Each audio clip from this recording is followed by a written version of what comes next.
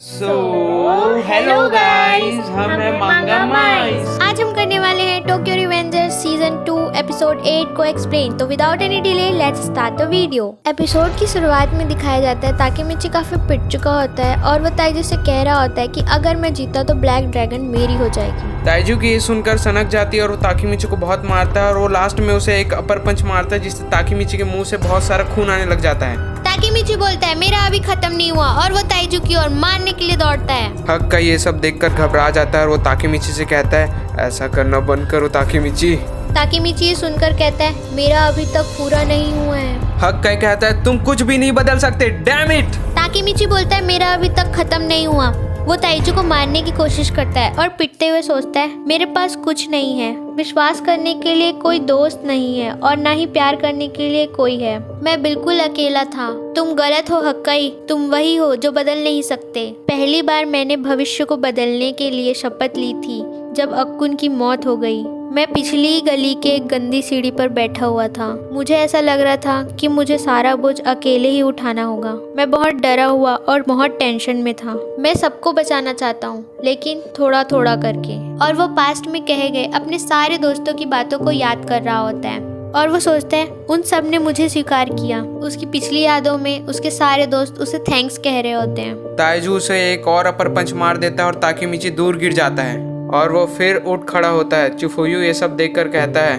बस करो ताकेमिची, तुम मर जाओगे। ताकेमिची ताइजू को मारने के लिए दौड़ता है और वह दौड़ते दौड़ते सोच रहा होता है अगर मैं अब अपनी जमीन पर खड़ा रहा तो मैं भविष्य को नहीं बदल सकता, लेकिन अगर जरा सी भी संभावना हो और वो ताइजू को एक जोर का पंच मार देता है। ताइजू कहता है इससे तो एक चींटी भी नहीं मरेगी और हम देखते हैं कि ताइजू अपने घुटने के बल गिर जाता है। इनुपी कहता है क्या हुआ बॉस। ताकेमिची फिर खड़ा होता है और वो कहता है मेरा अभी पूरा नहीं हुआ।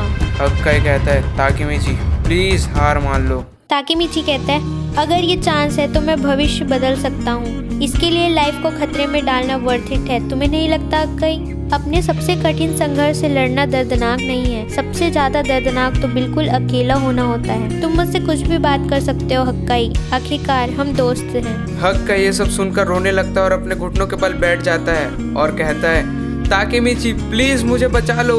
कोको ये सब देखकर कहता है उस कमीने ने बॉस को घुटनों पर ला दिया। मित्सुया कहता है तोमन कैप्टन काफी तगड़ा है। चिफुयू कहता है कमाल कर दिया पार्टनर। हक्काई इधर कह ही रहा होता है मुझे बचा लो ताकेमिची। ताकेमिची उससे कहता है इसे मुझ पर छोड़ दो हक्काई।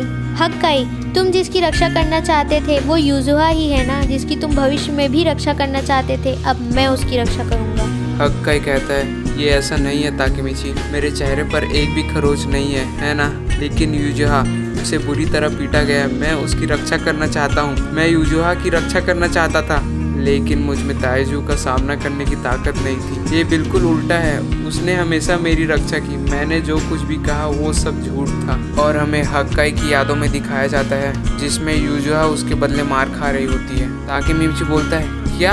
हक्काई कहता है ये युजुहा थी जिसने हर वक्त मेरी रक्षा की।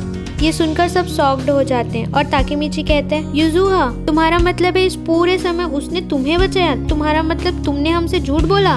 इस पूरे समय अपने परिवार की रक्षा करना, भले ही तुमने उस दिन वादा किया था जब तुम मित्सुया से मिले थे। हक्काई बताता है मैंने इसे ऐसा बनाया कि युजुहा मेरी रक्षा नहीं मैं उसकी रक्षा करता था। चिफुया कहता है ये सब बिल्कुल बकवास है। युजुहा ये सब सुनकर कहती है अब और मत कहो हक्काई। कोको कहता है ये काफी शर्मनाक है कि एक लड़की तुम्हारी रक्षा करे, लेकिन तुमने तो उसकी रक्षा करने के बारे में भी झूठ बोला। काफी घटिया जिंदगी है। युजुहा चिल्लाकर कहती है तुम इन सब से दूर रहो, ये मेरा फैसला था, इसमें हक्काई का कोई दोष नहीं। हक्काई कहता है मुझे माफ कर दो ताकेमिची, ये सब मेरी गलती है कि ऐसा हो रहा है। मैंने तुम सबको अपने झूठ में फंसा लिया। मैं ताइजू से बहुत डरा हुआ था इसलिए मेरे पास और रास्ता नहीं था उसे चाकू मारने के अलावा। मैंने ऐसा इसलिए किया क्योंकि मैं अपनी कमजोरियों से भागना चाहता था। ताकेमिची कहता है हक्काई तुम बेकार इंसान हो, लेकिन ये मत सोचना कि तुम अकेले बेकार इंसान हो, मैं उससे भी ज्यादा घटिया इंसान हूँ। मित्सुया कहता है तुम सच में बेकार हो हक्काई। जब मैंने कहा जिस जीवन में तुम पैदा हुए हो उससे नफरत मत करना, तब मैं एक हॉट शॉट की तरह एक्ट कर रहा था, लेकिन हकीकत में मुझे अपने आप से नफरत हो गई थी। एक समय मैं इन सब से बहुत तंग आ गया था और अपनी दोनों बहनों को छोड़कर घर से भाग गया था। जब मैं घर वापस आया तो मेरी मॉम ने मुझे जोर से थप्पड़ मारा, लेकिन इसके बाद मेरी मॉम ने मुझे गले से लगा लिया। वो रोई और बोली, मुझे इन सब के लिए माफ़ कर देना, तुम अकेले नहीं हो जो भाग गए, हम सब कमज़ोर है इसलिए हमें दोस्त मिले हैं। इस तरह झूठ बोलने के लिए हम तुम्हें नहीं छोड़ेंगे हक्काई, यही तोमन की खासियत है। हक्काई चिल्लाता और कहता है, सब पीछे हट जाओ। ताका-चान, चीफू-यू, ताकेमिची, तुम सब बकवास कर रहे हो, अब मैं और नहीं डरूंगा, थैंक यू। अब मैं कभी फिर से ब्लैक ड्रैगन की यूनिफॉर्म नहीं पहनूंगा। ताइजू चिल्लाकर कहता है, तो तुमने यह सोचकर खुद को बेवकूफ़ बना लिया कि अब तुम सख्त हो? हाँ, वो मैं था जिसने पूरे परिवार की रक्षा की। शिबा परिवार की रक्षा करने वाले अपने भाई के सामने खड़े होने की तुम्हारी हिम्मत कैसे हुई? युजुहा कहती है, नहीं ताइजू, हक्काई को छूना मत। इतने में हम देखते हैं कि हक्काई ताइजू को जोर का मुक्का मार देता है और युजुहा कहती है, हाँ हक्काई। हक्काई कहता है, टोक्यो मांजी gang 2nd division vice captain हक्काई शिबा, युजुहा और मेरे दोस्तों और मेरे परिवार की रक्षा के लिए मैं तुझे पेलूंगा। हक्काई ताइजू से लड़ने लगता है और ये देखकर चिफुयो बोलता है, हक्काई बदल गया है। उसने ये नहीं कहा कि वो उसे मारेगा, उसने ये कहा कि वो उसे हराएगा। यह भविष्य को बदल देगा ताकेमिची। और इधर हक्काई और ताइजू के बीच जोरों शोरों से फाइट चल रही होती है। ताइजू की आंखों में आंसू आ जाते हैं और ताइजू कहता है, भगवान क्या आपको मेरी परीक्षा लेते रहना चाहिए? ताइजू हक्काई को एक ही पंच में सुला देता है और कहता है, क्या मुझे सच में मार देना चाहिए अपने परिवार के 2 सदस्यों को? हालांकि मैं उन्हें इतना प्यार करता हूँ, मैं उनसे प्यार करता हूँ और वो हक्काई को लगातार मार ही रहा होता है।